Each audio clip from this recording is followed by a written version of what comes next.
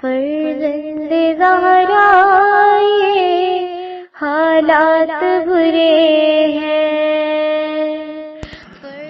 کاشانہ بصیرت ایک ایسا مکمل یوٹیوب چینل جس پر محروم بصارت کے لیے بالخصوص اور تمام افراد کے لیے بالعموم سینکڑوں کی تعداد میں اسلامی کتب دستیاب ہیں۔ لہذا گزارش ہے کہ آپ اپنی ذمہ داری نبھاتے ہوئے کاشانہ بصیرت کو سبسکرائب کرنے کے ساتھ ساتھ بیل آئیکن کو پریس کیجئے تاکہ آپ علم کے حصول کے ساتھ ساتھ مذہب اہل بیت کی اشاعت میں بھی اہم کردار ادا کرتے رہیں۔ کاشانہ بصیرت۔ فرزند زہرا یہ حالات برے ہیں۔ معزز سامعین کرام، السلام علیکم۔ تفسیر کا سفر کتاب الکوثر فی تفسیر القرآن جلد اہم سے جاری ہے، اور اس سفر میں آج ہم شروع کر رہے ہیں سورہ شمس، صفحہ 178 بلینک ہونے کے بعد اب ہم پیج 179 پر آتے ہیں، جو سورہ شمس کا ٹائٹل پیج ہے۔ پیج 180 جو ہے وہ پھر بلینک آ رہا ہے، اور اس کے بعد اگلے صفحے پر اب تفسیر شروع ہوگی۔ اس سورہ مبارکہ کا نام پہلی آیت میں مذکور لفظ شمس کی مناسبت سے مقرر ہوا۔ یہ سورت بالاتفاق مکی ہے۔ آیات کی تعداد مکی قرأت کے مطابق 16 اور دوسری قرأتوں کے مطابق 15 ہے۔ کوفی قرأت اس میں شامل ہے، اور یہی معتبر ہے۔ بہت سے مظاہر قدرت کے ساتھ قسم کھانے کے بعد ایک اہم ترین راز قدرت کی طرف اشارہ فرمایا۔ فَالْهَمَهَا فُجُورَهَا وَتَقْوَاهَا۔ اللہ تعالیٰ نے نفس انسانی میں بدکاری اور اس سے بچنے کی سوجھ بوجھ ودیت فرمائی ہے۔ اسے ہدایت تکوینی کہتے ہیں۔ بسم اللہ الرحمن الرحیم والشمس وضحاها۔ بنام خدائے رحمان الرحیم، قسم ہے سورج اور اس کی روشنی کی۔ تفسیر آیات۔ اللہ تعالیٰ جب کسی اہم موضوع کی طرف توجہ مبذول کرانا چاہتا ہے تو مظاہر قدرت میں سے اہم مظاہر کی طرف توجہ فرماتا ہے۔ الف والشمس، اول تو خود سورج کی قسم ہے جو ہمارے نظام شمسی کا مرکز ہے۔ اس کے گرد ہمارا نظام گھومتا ہے اور اسی کی کشش میں ہمارا نظام قائم ہے، یعنی جس سیارے یعنی زمین پر ہم زندگی بسر کر رہے ہیں، اس کا فضائے بے کرام میں معلق رہ کر گردش کرنا اور شب و روز کا وجود وغیرہ سورج کے وجود ہی سے مربوط ہے۔ بے وضحاہا، ضحا کے اصل معنی دھوپ پھیل جانے اور دن چڑھ آنے کے ہیں۔ سورج کی روشنی دنیا پر بسنے والے جانداروں اور پودوں کے لیے منبع اور سرچشمہ حیات ہے، لہذا زمین پر زندگی سورج کی روشنی کی منہون منت ہے۔ اسی طرح روشنی کے ساتھ قسم کھانا ایسے ہے جیسے زندگی کے ساتھ قسم کھائی ہو۔ والقمر اذا تلاها، اور چاند کی جب وہ اس کے پیچھے آتا ہے۔ تفسیر آیات۔ چاند سورج کے پیچھے آنے سے مراد اکثر مفسرین نے یہ لیا ہے کہ چاند جب 14ویں کا ہوتا ہے تو غروب آفتاب کے بعد نکلتا ہے۔ اس کا مطلب یہ ہوا کہ اللہ تعالیٰ نے 14ویں کے چاند کی قسم کھائی ہے۔ چاندنی الواقع سورج کے تابع کا تابع ہے۔ اس زمین سورج کی تابع ہے کہ سورج کی گرد گھومتی ہے، اور چاند زمین کا تابع ہے کہ زمین کے گرد گھومتا ہے۔ اس اعتبار سے بھی چاند سورج کے پیچھے ہے۔ والنہار اذا جلاها، اور دن کی جب آفتاب کو روشن کر دے۔ تفسیر آیات۔ قسم ہے دن کی، جب آفتاب دن کو ظاہر کرتا ہے۔ چونکہ آفتاب دن میں ظاہر ہوتا ہے، اس لیے محل کی طرف مجازن نسبت دی ہے۔ روشن دن میں زندگی فعال ہو جاتی ہے اور حیات رونق پکڑتی ہے۔ واللیل اذا یغشاہا، اور رات کی جب وہ اسے چھپا لے۔ تفسیر آیات، قسم ہے رات کی جب وہ سورج کو چھپا دے۔ سورج کا چھپانا بھی اہل عرش کے لیے اتنا اہم ہے جتنا سورج کا ظاہر ہونا، چونکہ اگر ہمیشہ دن رہے یا ہمیشہ رات رہے، زمین پر زندگی کا برقرار رہنا ناممکن ہو جاتا۔ ان آیات میں اللہ تعالیٰ نے انسان کے سامان زیست اور لوازم حیات کے ساتھ قسم کھا رہا ہے۔ والسماء وما بناہا، والارض وما طحاہا، ونفس وما سواہا، اور آسمان کی اور اس کی جس نے اسے بنایا، اور زمین کی اور اس کی جس نے اسے بچھایا، اور نفس کی اور اس کی جس نے اسے معتدل کیا۔ تفسیر آیات، ان تین آیات میں ما موصولہ ہے۔ آیات کے معنی یہ بنتے ہیں والسماء والقادر الذی بناہا۔ اس طرح دیگر دو آیتوں میں بھی ما الذی کے معنوں میں ہے۔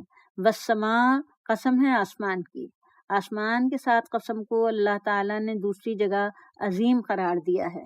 ولا اقسم بمواقع النجوم وانہ لقسم لو تعلمون عظیم۔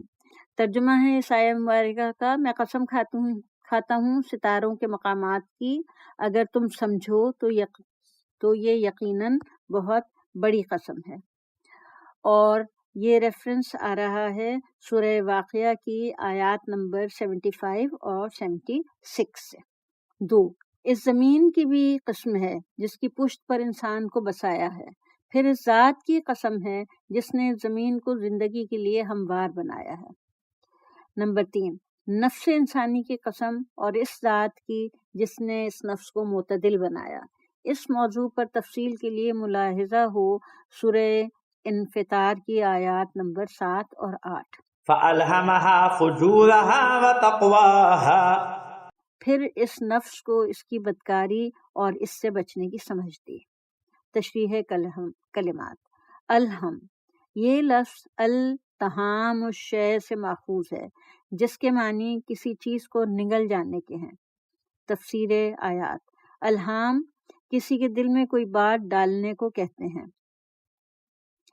یہ لفظ اللہ تعالیٰ کی طرف سے ہے، کسی کے دل میں ڈالے جانے والی بات کے لیے مخصوص ہے، جسے ہم الہام بھی کہتے ہیں۔ ہم نے مقدمے میں لکھا ہے کہ الہام کا تعلق باطنی شعور سے ہے۔ الہام ایک اشراقی عمل ہے۔ الہام تحت الشعور میں ہوتا ہے جبکہ وحی شعور میں ہوتی ہے۔ الہام اشراقی لہروں کے ذریعے ذہن کے تصورات میں آنے والے بغیر حروف و اصوات کے مطالب ہیں۔ نفس انسانی کو معتدل بنانے کے بعد ماورائے خلقت میں برائی اور اس سے بچنے کا شعور ودیت فرمایا۔ چنانچہ تمام زندہ موجودات کے تحت شعور میں اس کی بقا اور ارتقاء سے مربوط تمام باتوں کو تکمیل خلقت کے بعد اس کی ماورا میں ودیت فرمایا ہے، جسے ہم فطرت کہتے ہیں۔ مزید تفصیل کے لیے ملاحظہ ہو سورہ روم کی آیت نمبر 30۔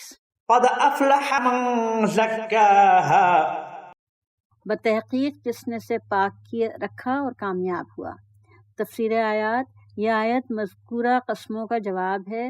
کامیاب ہے وہ شخص جس نے نفس کو اپنی فطرت کی حالت پر بچائے رکھا، یعنی جیسے اللہ نے اسے شفاف خلق فرمایا تھا اسی طرح شفاف رکھا، فطری تقاضوں کے منافی میل کچیل کو آنے نہیں دیا۔ چونکہ فطرت کے خلاف بیرونی منفی دباؤ نہ آئے تو فطرت انسان کی 100% درست رہنمائی کرتی ہے، اور فطرت رسول باطنی اور حجت خدا ہے، اور فطرت رسول باطنی اور حجت خدا ہے۔ وقد خاب من دساہا، اور جس نے اسے آلودہ کیا نامراد ہوا۔ تشریح کلمات، دس کے معنی ایک چیز کو دوسری چیز میں زبردستی ٹھونسنے کے ہیں۔ تفسیر آیات، جس نے نفس کو اپنی فطری حالت پر رہنے دیا اور اسے رہنے نہ دیا اور اسے آلودہ کیا تو اسے نجات اور کامیابی کا راستہ بتانے والا کوئی نہ ہوگا، چنانچہ وہ ہلاکت کی گھاٹی میں جا گرے گا۔ واضح رہے کہ انسان میں موجودہ منفی طاقتیں فطرت کو اپنے تقاضوں پر عمل کرنے سے روکتی ہیں، اور کبھی منفی طاقتوں کا دباؤ ختم ہو جاتا ہے تو فطرت دوبارہ اپنے تقاضوں پر عمل کرنے کے لیے آمادہ ہو جاتی ہے۔ فَإِذَا رَكَبُوا فِي الْفُلْكِ دَعَوُا اللَّهَ مُخْلِصِينَ لَهُ الدِّينَ فَلَمَّا نَجَّاهُمْ إِلَى الْبَرِّ إِذَا هُمْ يُشْرِكُونَ۔ وہ جب کشتی میں سوار ہوتے ہیں تو اللہ کو خلوص کے ساتھ پکارتے ہیں، پھر جب وہ انہیں نجات دے کر خشکی تک پہنچا دیتا ہے تو وہ شرک کرنے لگتے ہیں۔ اور یہ ریفرنس جو ہے یہ آ رہا ہے سورہ عنکبوت کی آیت نمبر 65 سے۔ كذبت ثمود بطغواها إذ انبعث أشقاها فقال لهم رسول الله ناقة الله وسقياها فكذبوه فعقروها فدمدم عليهم ربهم بذنبهم فسواها ولا يخاف عقباها۔ قوم سمود نے اپنی سرکشی کے باعث تکذیب کی۔ جب ان کا سب سے زیادہ شقی اٹھا تو اللہ کے رسول نے ان سے کہا، اللہ کی اونٹنی اور اس کی سیرابی کا خیال رکھو۔ پھر انہوں نے پیغمبر کو جھٹلایا، اونٹنی کی کونچیں کاٹ دیں تو ان کے رب نے ان کے گناہ کے سبب ان پر عذاب ڈھایا، پھر سب کو زمین کے برابر کر دیا، اور جب اسے اس عذاب کے انجام کا کوئی خوف نہیں تھا۔ تشریح کلمات۔ دم دم کا مطلب ہے ہلاک کر دینا۔ تفسیر آیات۔ قوم سمود کے مطالبے پر حضرت صالح نے ایک اونٹنی کو بطور معجزہ پیش کیا اور یہ اعلان کیا کہ یہ اونٹنی اپنی مرضی سے چرتی رہے گی اور ہر دوسرے دن سارا پانی اس کے لیے مخصوص ہوگا، لیکن اس قوم کے سب سے بدطینت شخص نے اس اونٹنی کو مار ڈالا، جس کی وجہ سے اس قوم پر عذاب نازل ہوا۔ واضح رہے کہ کوئی رسول معجزے کے بغیر مبعوث نہیں ہوئے۔ ابتدائی معجزہ قبول نہ کرنے پر عذاب نازل نہیں ہوتا، لیکن قوم کے مطالبے پر پیش کیا جانے والا معجزہ قبول نہ کیا جائے تو فوری عذاب آ جاتا ہے۔ سامعین کرام، ہم آج کی نشست کا اختتام کرتے ہیں۔ اللہم صلی علی محمد و آل محمد۔ خدا حافظ۔